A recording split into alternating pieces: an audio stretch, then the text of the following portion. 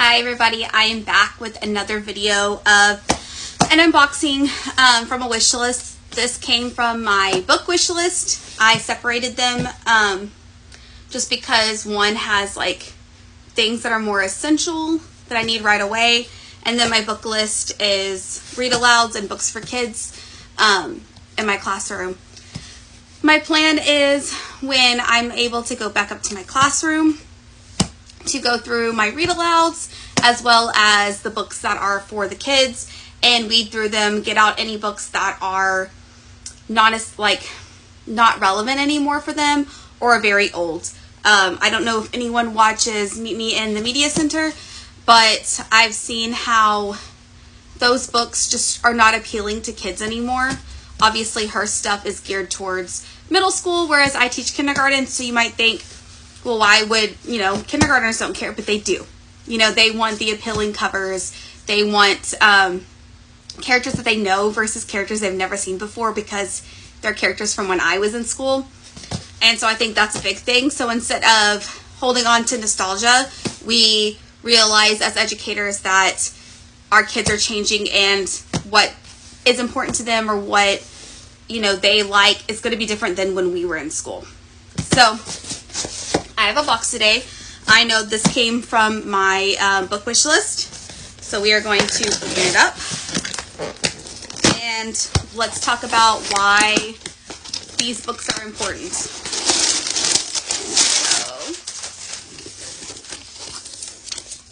this was a gift from a donor who does not wish to be tagged anywhere or anything like that, which I will always respect the privacy of who's donating to me. So if you are someone who wants to donate but you don't want anyone to know just in case they come to you asking for donations, reach out to me, say, hey, I want to do this but I don't want to be known, and I completely understand and I get it. So this book is called The Chupacabra at the Candelabra. This one's been on my list for a while. It's just not a list that I usually push out too much. So let's talk a little bit about it. It said, do you like being gobbled up? Neither do goats. But they say goats are the favorite food of the legendary Chupacabra. So when Jaina warns Bumsy and Pep that the Chupacabra is going to show up and chow down, the goats figure they better take matters and candelabras into their own hooves. Their goal, stop the Chupacabra before the Chupacabra eats them. So, very cute. You can see that the cover would be appealing to kids. It's silly.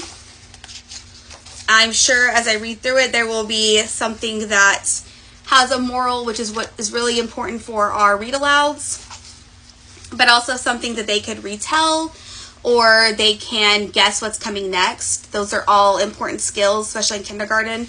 As we read, we can stop and say, what do you think is going to happen next?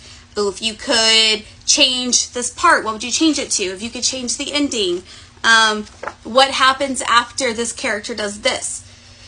Very important skills to have when it comes to reading and learning to read.